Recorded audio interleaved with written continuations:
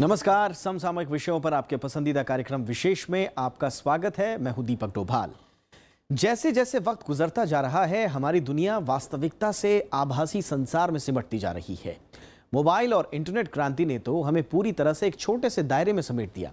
Shopping हो, education हो, banking हो या फिर नाते रिश्ते ही क्यों ना हो, सब कुछ वर्चुअल हो रहा है। और इसी की अगली कड़ी है वर्चुअल करेंसी। और कुछ साल पहले बिटकॉइन नाम की एक ऐसी ही वर्चुअल करेंसी ने रातों रात लोगों का ध्यान खींचा। ये कोई नहीं जानता था कि ये वर्चुअल करेंसी कहाँ से आई है, इसे किसने बनाया है, ये कैसे चलती है, लेकिन इसे पाने की एक अजीब होड़ दिखी। एक वक्त तो ऐसा भी आया जब एक बिटकॉइन की कीमत 20 लाख तक पहुंच गई। दुनिया के कई देशों ने इसे हाथों हाथ लिया, लेकिन भारत ने समय रहते इससे जुड़े तमाम जोखिमों को भांप लिया। हालांकि डिजिटल ट्रेडिंग की दुनिया में सक्रिय लोग बिटकॉइन को लेकर सपने बुनते रहे। एक अनुमान के मुताबिक भारत में करीब 50 लाख लोग बिटकॉइन और दूसरी वर्चुअल करेंसीज में ट्रेडिंग कर रहे हैं, जो कि करीब 2 अरब डॉलर का कारोबार है। लेकिन अब सुप्रीम कोर्ट के एक फैसले के बाद बिटकॉइन और दूसरी वर्चुअल करेंसीज की ट्रेडिंग भारत में लगभग नामुमकिन हो चुकी है। विशेष में आज बात होगी आरबीआई और सुप्रीम कोर्ट के रुख की। बताएंगे भारत में इसे लेकर सरकार का क्या रुख है, वर्चुअल करेंसी है क्या, इसका इतिहास क्या है और भारत में कम से कम इसका भविष्य आखिर क्या है। तो शुरू करते हैं आज का विशेष।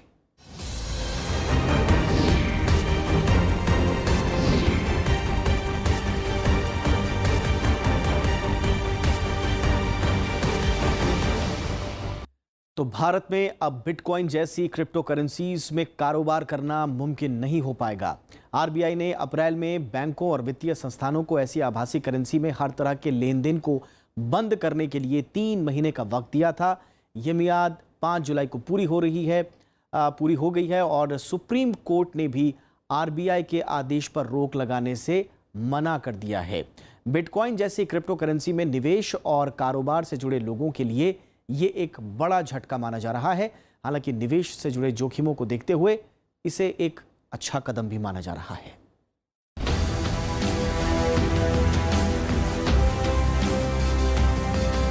भारत में बिटकॉइन जैसी क्रिप्टो करेंसी के कारोबार पर रोक लग गई है। यानी अब देश में 6 जुलाई से क्रिप्टो करेंसी की खरीद और बिक्री नहीं की जा सकेगी। सुप्रीम कोर्ट ने आरबीआई की ओर से अप्रैल में बिटकॉइन जैसी तमाम आभासी मुद्राओं पर रोक लगाने से संबंधित जारी आदेश पर 3 जुलाई को रोक लगाने से इनकार कर दिया था। इस मामले में सुप्रीम कोर्ट ने वित्त मंत्रालय, कानून मंत्रालय, सूचना प्रौद्योगिकी मंत्रालय और आरबीआई को नोटिस जारी कर हलफनामा दायर करने को कहा है। इंटरनेट और मोबाइल एसोसिएशन ऑफ इंडिया की याचिका में आरबीआई के अप्रैल के आदेश पर रोक लगाने की मांग की गई थी। याचिकाकर्ताओं ने इसे मनमाना, अनुचित और असंवैधानिक बताया था। सुप्रीम कोर्ट के इनकार के बाद बैंक और वित्तीय संस्थानों में अब क्रिप्टो करेंसी से जुड़े ऑपरेशन बंद हो जाएंगे। आरबीआई के आदेश के खिलाफ सुप्रीम कोर्ट और दिल्ली हाई कोर्ट में 5 याचिकाएं दायर की गई थीं। शीर्ष अदालत ने पहले इन सभी याचिकाओं को जोड़कर 20 जुलाई को सुनवाई करने का आदेश दिया था। लेकिन इंटरनेट और मोबाइल एसोसिएशन ऑफ इंडिया ने आरबीआई की ओर से 5 जुलाई की डेडलाइन का हवाला देते हुए उससे पहले अंतरिम सुनवाई की मांग की थी। इस अनुरोध को मानते हुए सुप्रीम कोर्ट ने 3 जुलाई को सुनवाई की, लेकिन उस दिन सुप्रीम कोर्ट ने आरबीआई के आदेश पर रोक लगाने से इनकार कर दिया। इसके साथ ही 6 जुलाई से देश में बिटकॉइन समेत तमाम आभासी मुद्रा से जुड़े ऑपरेशंस पर प्रतिबंध लगाने का रास्ता पूरी तरह से साफ हो गया है। 3 जगहों पे हो गया है इसका बैन। देश की सर्वोच्च अदालत ने स्टे देने से मना कर दिया है। देश की सर्वोच्च जो संस्था संसद है, वहाँ पर वित्त मंत्री का बयान आ गया है और जो सर्वोच्च रेगुलेटरी बॉडी है आरबीआई, वहाँ से इसके बारे में सर्कुलर जारी हो गया है।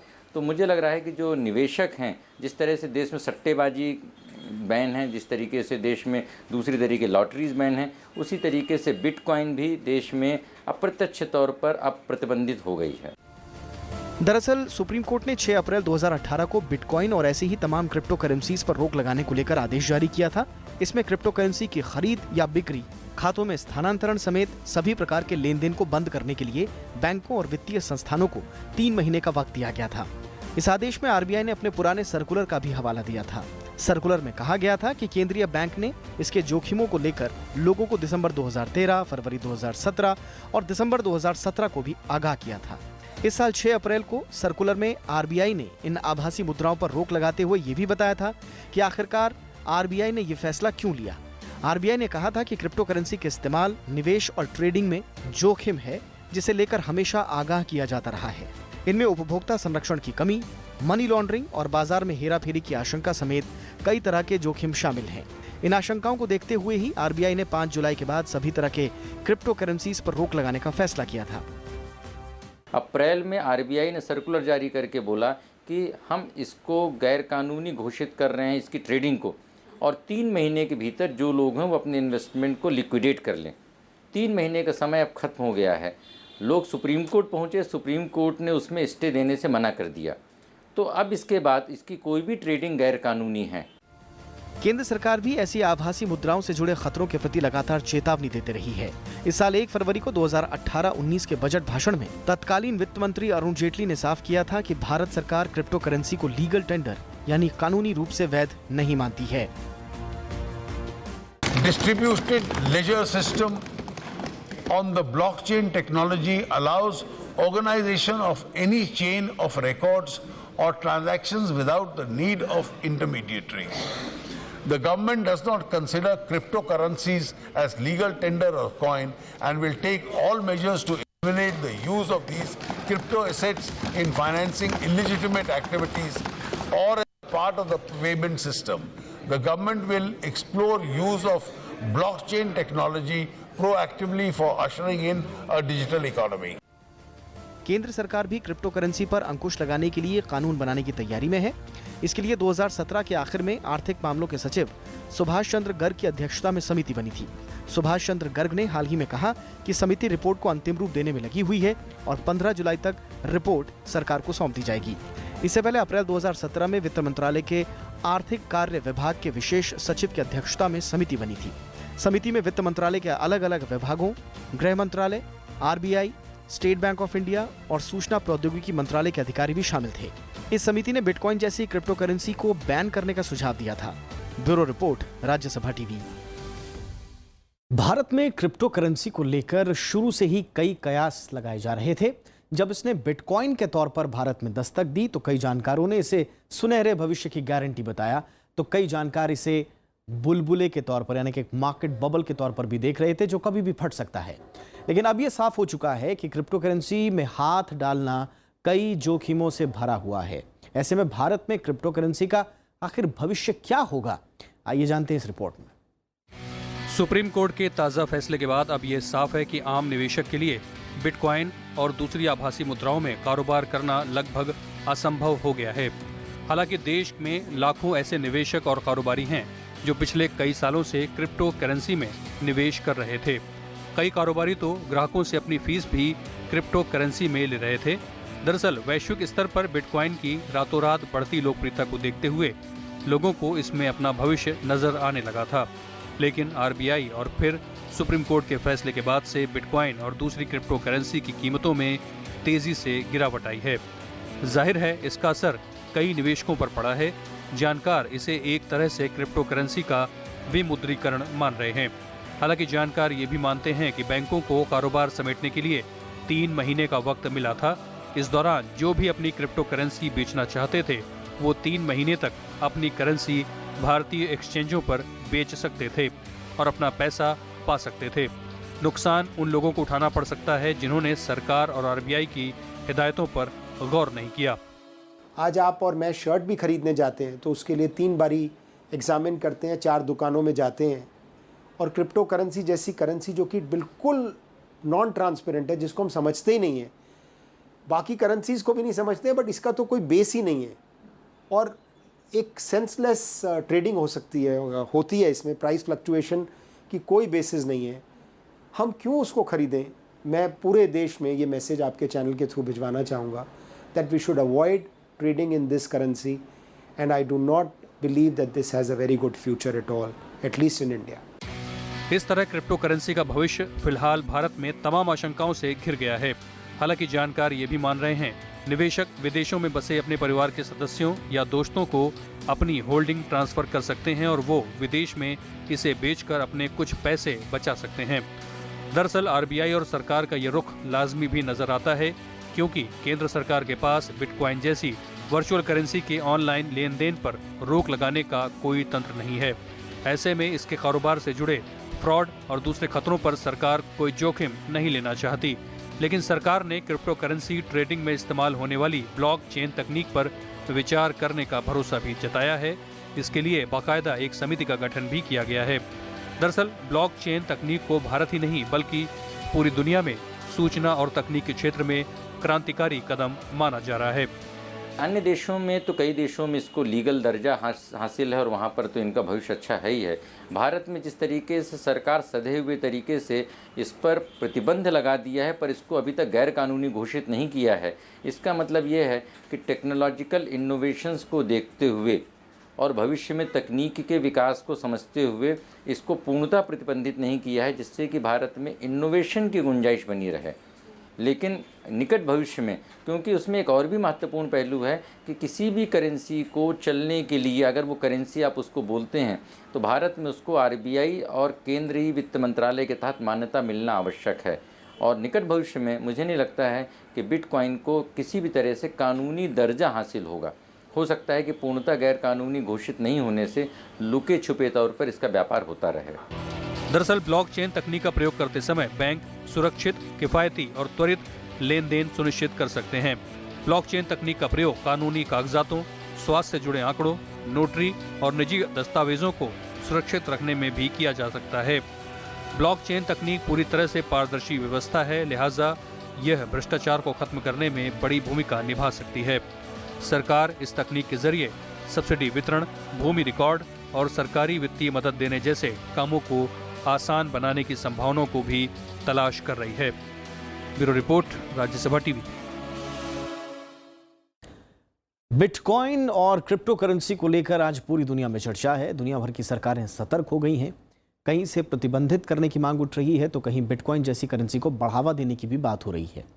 दुनिया के हर कोने से बिटकॉइन को लेकर खास तरह से तरह तरह की खबरें आ रही हैं, लेकिन आज भी ज़्यादातर लोग ये नहीं जानते कि क्रिप्टो करेंसी या बिटकॉइन आखिर है क्या। इंटरनेट की दुनिया में कई ऐसी चीजें हैं जिनका भौतिक वजूद नहीं होता। इंटरनेट पर लोग क्रिकेट खेलते हैं लेकिन वो वर्चुअल होता है। वीडियो गेम में कोई यूजर्स बड़ा मुक्केबाज भी बन सकता है, लेकिन मुक्केबाजी का सारा हुनर कंप्यूटर में कैद रहता है। इंटरनेट ने दुनिया को बदल कर रख दिया है। धीरे धीरे असली और आभासी दुनिया का अंतर कम होता जा रहा है। पैसों का डिजिटल लेन देन तो पूरी दुनिया में काफी पहले से आम है, लेकिन धीरे धीरे अब डिजिटल करेंसी भी वजूद में आने लगी है।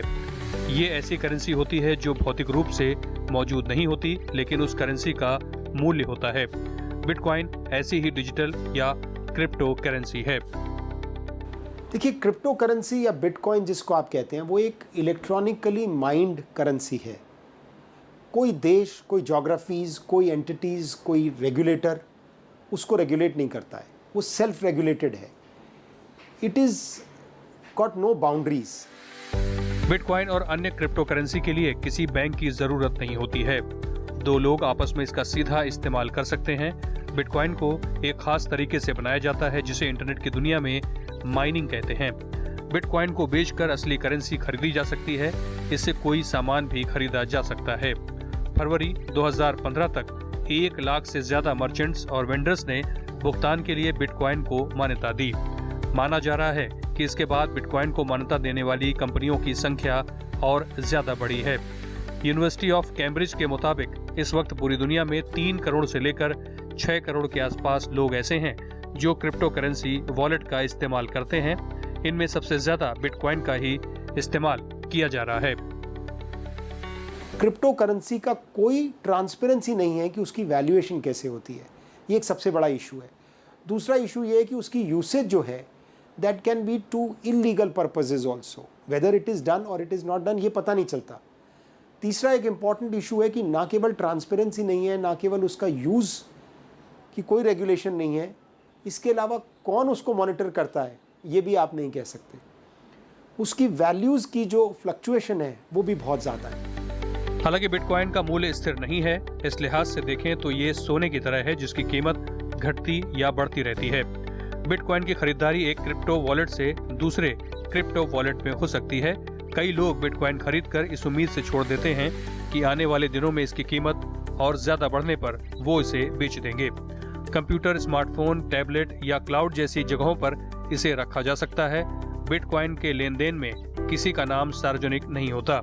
दुनिया सिर्फ उसकी वॉलेट आईडी को जान सकती है। इसी गोपनीयता ने दुनिया भर की सरकारों की नींद उड़ा रखी है।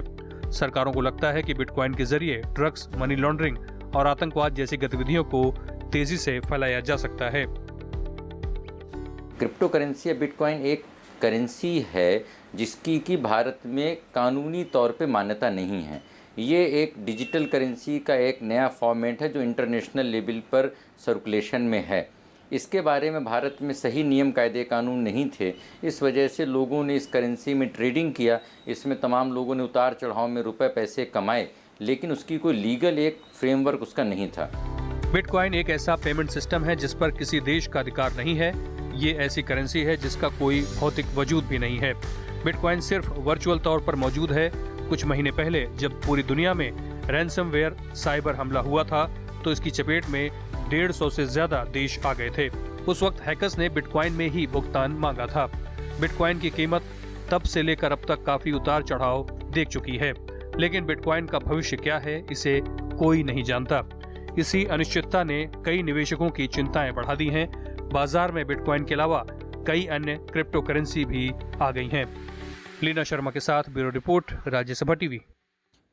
वर्चुअल दुनिया में बिटकॉइन और दूसरी क्रिप्टो करेंसीज का लेन देन डिमांड और सप्लाई के तहत होता है। इस पर किसी एक व्यक्ति का नियंत्रण नहीं होता, ये आप जान चुके हैं।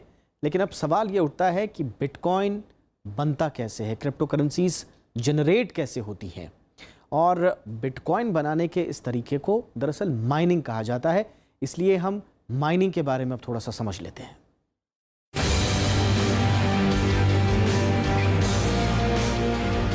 बिटकॉइन हो या दूसरी क्रिप्टो करेंसी, इन सबसे जुड़ा सबसे महत्वपूर्ण टर्म है माइनिंग। इंटरनेट के आभासी संसार यानी वर्चुअल वर्ल्ड में क्रिप्टो करेंसी बनाने की प्रक्रिया को माइनिंग कहा जाता है। जैसे खुदाई यानी माइनिंग से धरती के भीतर छुपे खजानों को खोजा जाता है, ठीक उसी तरह इंटरनेट पर माइनिंग के जरिए बिटकॉइन जैसी क्रिप्टो करेंसी निकाली जाती है। जब आप स्टॉक बेचने जाएंगे तो स्टॉक एक्सचेंज को आपको वहाँ पे ऑक्शन करना पड़ता है। वो ऑनलाइन होता है, लेकिन कंट्रोल एक अथॉरिटी करती है, सेबी करती है या स्टॉक एक्सचेंज करता है। बिटकॉइन में ऐसा कुछ नहीं है। बिटकॉइन ब्लॉकचेन है। ब्लॉकचेन में हर एक व्यक्ति जो बिटकॉइन ओन करता है, चाहे मैं हूँ, आप हो, या जो भी व्यक्ति बिटकॉइन ओन करता है, वो बराबर से उस डेटा को ओन करते हैं। स्टॉक एक्सचेंज में स्टॉक एक्सचेंज ओन करता है, स्टॉक मार्केट में यहाँ पे हर आदमी बराबर से डेटा ओन करता है। और जो भी मैं कुछ करता हूँ ब्लॉकचेन में, इसको बोलते हैं ब्लॉकचेन, जो भी मैं चेंज करता हूँ वो जो सारे लोग जो ओन करते हैं उसमें वो रिफ्लेक्ट हो जाता है। और जो आप करेंगे वो भी रिफ्लेक्ट हो जाएगा, वो मुझे दिखेगा। और जो कुछ भी हम में से जो भी करेगा वो सबको दिखना शुरू हो जाएगा। तो ये इसलिए हर आदमी बराबर का कंट्रोलर है और एक सेंट्रल कंट्रोलर इसमें है ही नहीं। अब सवाल ये है कि माइनिंग कैसे की जाती है। माइनिंग के लिए हमें सबसे पहले ब्लॉकचेन तकनीक को समझना होगा। ब्लॉकचेन यानी डिजिटल विकेंद्रीकृत सार्वजनिक खाता। इसका इस्तेमाल बिटकॉइन समेत किसी भी क्रिप्टो करेंसी के लेन देन में किया जा सकता है।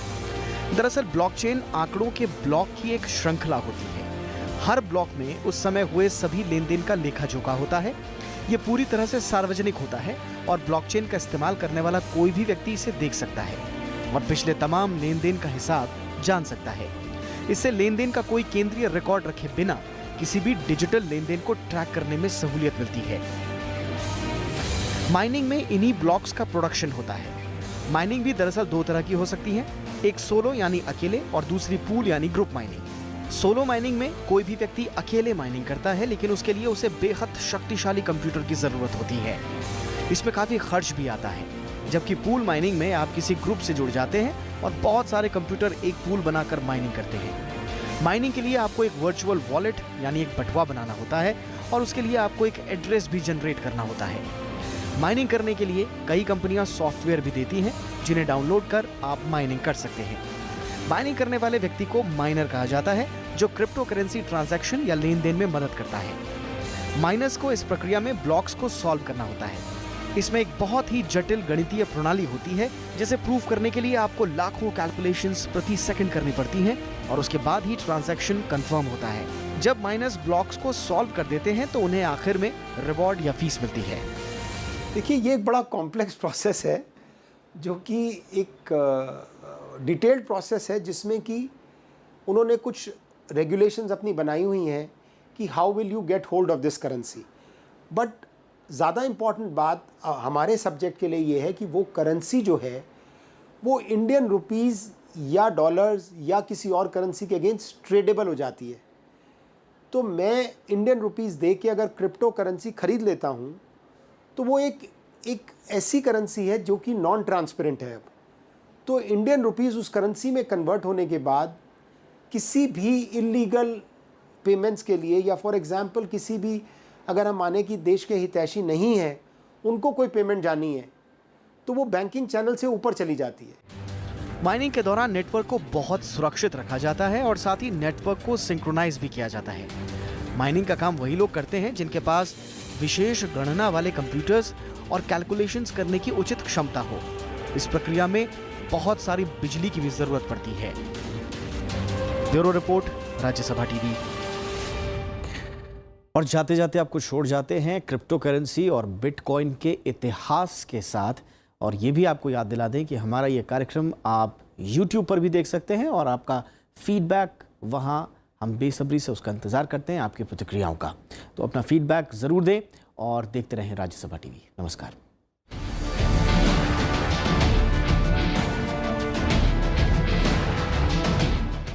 पुराने ज़माने में जब बैंक नहीं हुआ करते थे तो व्यापारी और साहूकार हुंडी या टोकन का इस्तेमाल करते थे।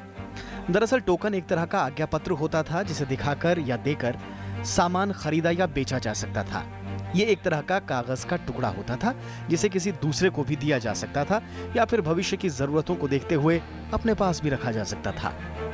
बैंकों के आने के बाद भी समाज में लेन देन के लिए इस तरह का गैर मौद्रिक लेन देन चलता रहा। लेकिन 1980 के दशक में पहली बार इस कागज के टुकड़े की जगह डिजिटल करेंसी के प्रयोग का विचार शुरू हुआ। बाद में जब एन्क्रिप्शन एल्गोरिथम RSA का विस्तार हुआ तब अमेरिका के क्रिप्टोग्राफर डेविड चॉम ने नीदरलैंड्स में डिजी कैश के रूप में इंटरनेट पैसे का सबसे पहला आविष्कार किया।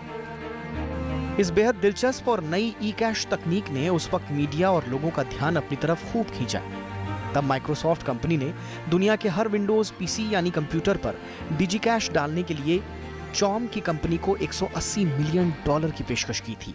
बहुत लंबा इतिहास नहीं है, बट हाँ करीबन 25-30 साल का इतिहास ज़रूर है। बहुत सारी करेंसीज, बहुत सारी क्रिप्टो एक्सचेंजेस भी बन गए हैं। इसके बाद डिजिटल लेन देन का दूसरा चरण तब आया जब दुनिया के कई देशों की स्टार्टअप कंपनियों ने रुपयों की लेन देन के लिए इसका इस्तेमाल शुरू किया। दरअसल व्यापारियों और कारोबारियों को यह तरीका इसलिए भी रास आया क्योंकि इसमें पैसों का लेन देन काफी जल्दी और बिना किसी रुकावट के संभव था। 1990 के आखिरी सालों में अमेरिका की पेपैल कंपनी ने दुनिया भर में व्यापारियों और कारोबारियों के लिए बिना किसी रुकावट के peer to peer money transfer की शुरुआत की। यानी व्यापारी इसके जरिए किसी भी सामान की खरीदारी के लिए डिजिटल मनी का भुगतान कर सकते थे। 2008 में अमेरिका में आए आर्थिक संकट ने लोगों को डरा दिया और बैंक में रखे अपने पैसों की सुरक्षा को लेकर लोग काफी चिंतित हो गए। इस दौरान क्रिप्टो करेंसी के प्रति लोगों में दिलचस्पी बढ़ी और लोग इसके आविष्कार और इस्तेमाल के बारे में सोचने लगे।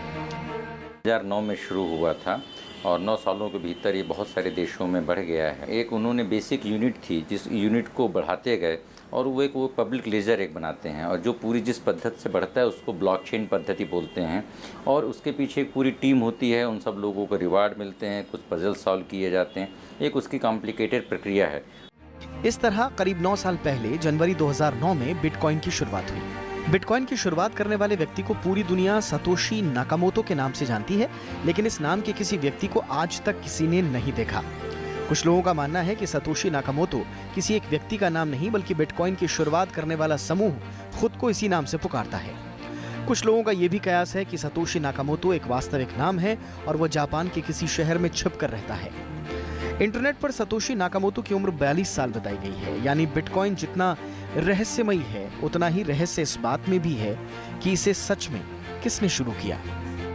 नहीं, देखिए कई सालों से इसका चल रहा है, लेकिन पिछले जब से सोशल मीडिया, जब से इंटरनेट, जब से मोबाइल फ़ोन लोगों के पास में आया और जब बिटकॉइन में लोगों को निवेश में पिछले 3-4 सालों से ज़्यादा लाभ मिलने लगे, तो उसके बाद से भारत में इसका प्रचलन ज़्यादा बढ़ गया। भारत में लगभग 50 लाख लोगों ने बिटकॉइन पे निवेश करने का ऐसा आंकड़े हैं और $2 अरब का निवेश हो चुका था। इससे पहले अक्टूबर 2008 में नाकापोतो ने metsdout.com पर एक पर्चा छापा जिसमें क्रिप्टोग्राफी मेलिंग लिस्ट थी। इसमें उसने बिटकॉइन नाम की डिजिटल करेंसी की खूबियों के बारे में दुनिया को बताया। पर्चे का शीर्षक था bitcoin, a peer to peer electronic cash system. इसके 3 महीने बाद 3 जनवरी 2009 को बिटकॉइन की शुरुआत हुई। 9 जनवरी 2009 को नकामोतो ने इसके 0.1 वर्जन की शुरुआत की। बिटकॉइन की सफलता को देखते हुए अंतर्राष्ट्रीय स्तर पर कई दूसरी क्रिप्टो करेंसीज का भी आविष्कार हुआ। इसमें Ethereum, Ripple, Litecoin, Dash, Neo, Monero, Stratis और जेडकैश जैसी क्रिप्टो करेंसियां शामिल हैं। आज दुनिया में सैकड़ों किस्म की क्रिप्टो करेंसीज का इस्तेमाल हो रहा है। हालांकि क्रिप्टो करेंसी का इतिहास ज्यादा पुराना नहीं है, लेकिन ये तकनीक और अर्थव्यवस्था के क्षेत्र में दिलचस्प और महत्वपूर्ण घटना है। Bureau report, Rajya Sabha TV.